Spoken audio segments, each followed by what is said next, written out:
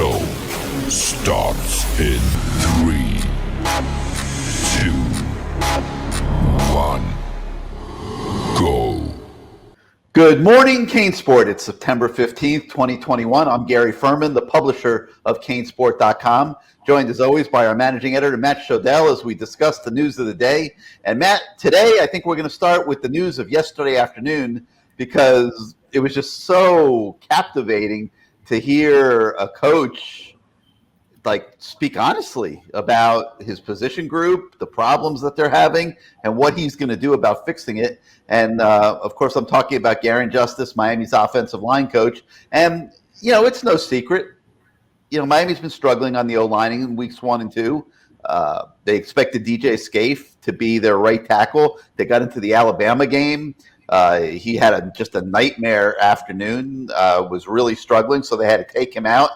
They put Justice Olasawun in, and he finished the game. And then they played him last week against Appalachian State. But as Garen Justin said, when you combine what's been going on at right tackle with the underachievement of Navon Donaldson getting back in the lineup at right guard, they're having a lot of problems on the right side of the offensive line that he knows he needs to fix very quickly because you have a very tough Michigan State team coming in this weekend.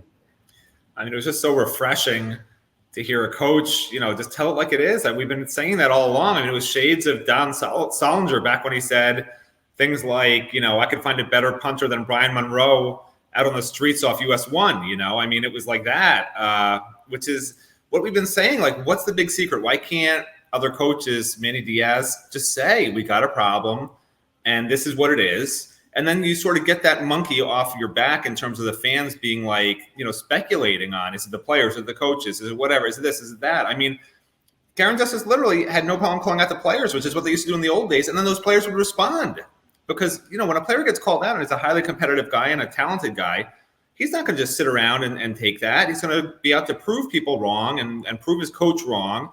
And nowadays it's like, it's like babysitting for these guys. It's like they don't want to just say, this guy's not playing well. They will never say that. Garen Justice said that. Kudos to him.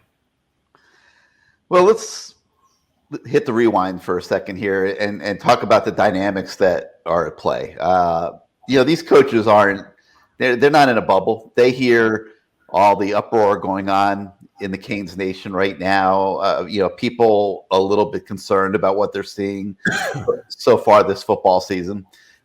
You've got Manny Diaz in year 3. Trying to make an impression, trying to get an extension. If Manny gets an extension, theoretically, his staff gets an extension. You've got Rhett Lashley now in his second year at Miami, trying to make an impression. He wants to be a head coach, and he's looking to put a high-octane offense out there on the field and has not even come close to that so far. Like against Appalachian State, if it weren't for De'Ara King running around, the offense would have been pretty darn anemic. I mean, we would have been having Patrick Nix flashbacks, let's be honest. I mean, they had 2 decent plays in the passing game. One of them to Rambo, the other one to Keyshawn Smith, where he laid out and made that diving catch. Didn't really get much going with anybody else. Not much going with Will Mallory. Not much going, Harley, really not much. And Restrepo was a non-factor in the game. So just nothing going on really for Miami on offense, and people are seeing that, and they're concerned. And so not what Rhett Lashley wanted to start the season, not what Manny Diaz wanted to start the season, and it trickles down. I mean, Garen Justice talked today about the fact that his offensive line has to be able to execute to where the coordinator feels comfortable calling any play in the playbook, and that is just not the case right now. And just absolutely stunning, like we said, to hear him speak so candidly about it. But, I applaud it because, this is football. This isn't like, too often they, treat the football program and the things going on inside the football program like it's national security secrets. And it's not. It's kids playing a game. And people are interested, and they're going to the games, they're spending money, they're talking about it, and it helps for the fans to be knowledgeable. And I thought Justice made the fans knowledgeable today about what's going on the offensive line. Yeah, and I mean, I had an interesting conversation with another reporter today about just, his take was that Miami really has started struggling ever since the NCAA has implemented more of a, hours rule where you can't you can't be with kids as a coach for as many hours as you used to be able to, back in the day. And, his thoughts are just Miami hasn't recruited a combination of smart kids who are also athletic, whereas other schools have done a better job of that. And that kids at Miami just aren't picking up things quick enough. He squarely blames the players. He doesn't think it's the coaches. So again, it gets back to, can the coaches just say, listen, this kid doesn't get it. This kid doesn't get it. And, that's why this kid's not playing. And that's why this kid's not ready or whatever. Like, they just tend not to say that sort of thing. And it just reflects badly on the program sometimes, because from the outside, a lot of fans will say, these guys aren't getting any better. These coaches are awful. Fire the coaches. When sometimes there's just not, that many good available options. And if you explain to people candidly what's actually going on, you buy yourself some more time, you buy yourself some goodwill, you get an extra couple of years to sort of, get this thing going in the right direction, versus people freaking out when you have a horrible loss to Alabama, a barely escape from App State, thanks to a bad quarterback on their side who missed a lot of plays, and a nice 4th and 6 play by Tyreek. And who knows what Michigan State's going to bring. But like, if you're candid and Manny Diaz grew up with the old school Canes. He knows before games, Clinton Portis would predict how many yards he was going to get. He knows Art Kehoe would call out individual offensive linemen and say, this guy's not good enough, as well as other coaches on those staffs. So like, he's a big fan of those days. So I'm a little surprised that he's always, talking so positively and not saying, listen, here's the problem. This guy needs to step up. That guy needs to step up. This guy's not getting the job done. We're going to replace him if he's not better the next game. I mean, I don't see the harm in lighting a fire under some of these kids' butts that just don't seem to respond to everyone saying how great they are. Yeah, I mean, I think the truth is in the middle, personally. Like, I don't think it's just the kids. I don't think it's just the coaches. I think it's a combination. I think that sometimes in recruiting that the evaluations have not been thorough enough, and a kid's intellectual ability to know his plays and execute them and not make mental errors left and right are truthfully things that should be identified during the recruiting process. And, you have to do a thorough enough a job in evaluation to know that before you make offers. And so, I don't just blame any singular group, players or coaches. I think they're in it together. And to Garen Justice's credit, he certainly wasn't looking to blame his players. Like he said, the onus is on me to coach these guys better, and he's taken that challenge himself. But all in all, hold on. He clearly said Navon Donaldson, what he did was unacceptable. I mean, he clearly called out players. So he did, but he also said it's up to me to coach them better. He did. He did both. I agree. But he also called out players. There's nothing wrong with that. That's what I'm saying. Nothing wrong with it at all, especially when you're talking about a veteran like Navon that knows what to do by now and knows what it takes to be a winning college football player. And hopefully he shows up better starting Saturday against Michigan State. All right. So anyway, I thought that was really captivating and certainly worthy of our discussion. Another story that's on the website this morning worthy of our discussion, I would say, is Mike Harley's blog. Again, another one of these player blogs. We talked about it yesterday with Tyreek. Great insight from Harley into what's been going on in his mind in these games. And, he talked about adversity. He actually, he dropped a couple balls against Appalachian State. And that's not something we've typically seen from Harley. He's been pretty reliable of late, going back into last season and the second half of the year and all that. And, he talked a little bit about dealing with that and the adversity and those things. And I thought that was really interesting content on his part in his blog this week. Another story on the website, Matt, is analysis of Michigan State. And when you dive into the Spartans, you start to see this is a program that's come a long way from 2-5 a year ago. They hit the transfer portal like maniacs and replaced 15 guys on their roster. I mean, that's a big number, but it looks like they made some of them count. I mean, it's pretty remarkable, from I think they were 2-5 a year ago, couldn't stop anyone on defense, couldn't score any points. I mean, it's just a few weeks ago, everyone was expecting this to be like one of the easy wins from Miami. Like, it was probably the third easiest game on their schedule, between after Duke and Central Connecticut, whatever they are. I think that's their name.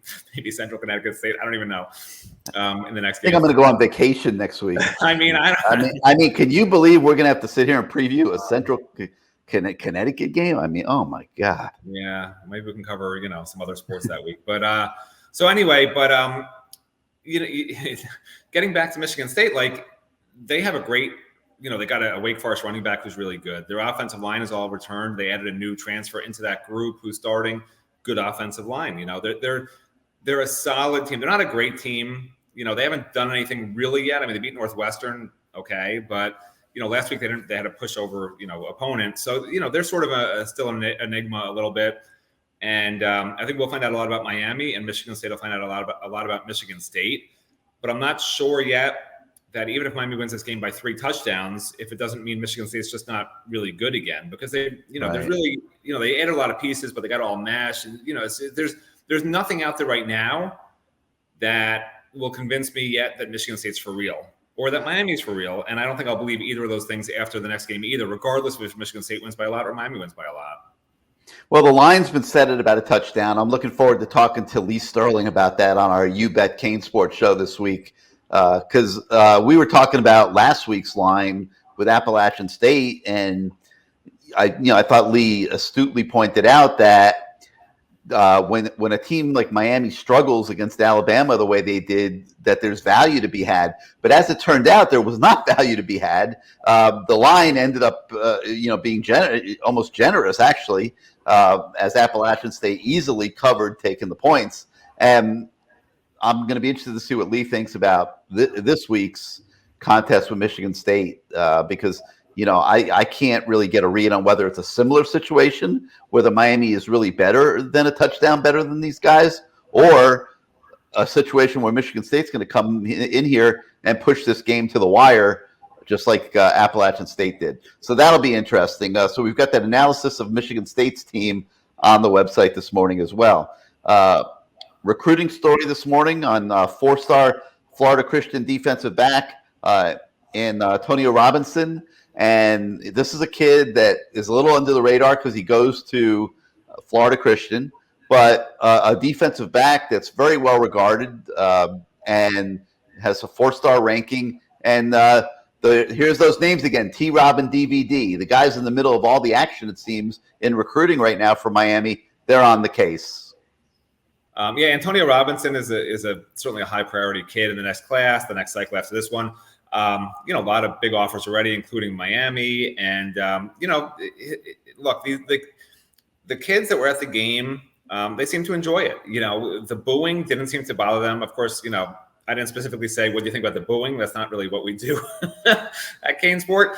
But they certainly could have mentioned it. When I asked them, how did you enjoy the game, the atmosphere, blah, blah, they could have said, I was very upset when they started booing or something. They didn't mention it. So it's almost like they glossed over that, and they just enjoyed going to the locker room, some of the kids, and being in the stands and seeing a game in person again. So they, it was all positive coming out of this game, which is surprising because it was all negative with the fans, but the recruits really seem to enjoy being out there. So that's good news for Miami recruiting wise. All right. Also on the website, we've got the podcast from last night's CaneSport live show for you, for those that weren't able to listen to the show live last night. Tonight at 8, a programming note, we've got the Lamar Thomas show. And one of the guests tonight is scheduled to be 2-time national championship coach Dennis Erickson. Looking forward to catching up with Dennis. It's been a while, and that should be a heck of a segment with Dennis on that show tonight. We'll have other guests as well. And so to sum it all up, Matt, countdown to Michigan State upon us. Going to be a very interesting game on Saturday at Hard Rock. It's very important for Manny Diaz, very important for the Hurricanes, that they come out there and put a better showing forth. Yeah, no doubt. And stay tuned, later, early this afternoon, we'll have Manny Diaz will talk more about Michigan State. We'll catch up with Jared Harrison-Hunte about, his thoughts on Michigan State as well, because that defensive tackle position is going to be really important in this game with a physical running back and a pretty good offensive line. But yeah, I mean, this is probably, if you're going to pick a team that maybe is closer to Miami's level, certainly App State should be way below Miami's level. Alabama's obviously way above Miami's level. Michigan State's a little closer to Miami's level. They're still worse than Miami across the board talent-wise, and obviously based on last year, but it's a Power 5 team. that's not Alabama. So Right. look at that measuring stick of a non-Alabama Power 5 team on Saturday. All right, so that's going to do it for this morning. For Matt Shodell, I'm Gary Ferman. Thank you for joining us on Good Morning CaneSport. We'll come back at you tomorrow morning, everybody. See you then.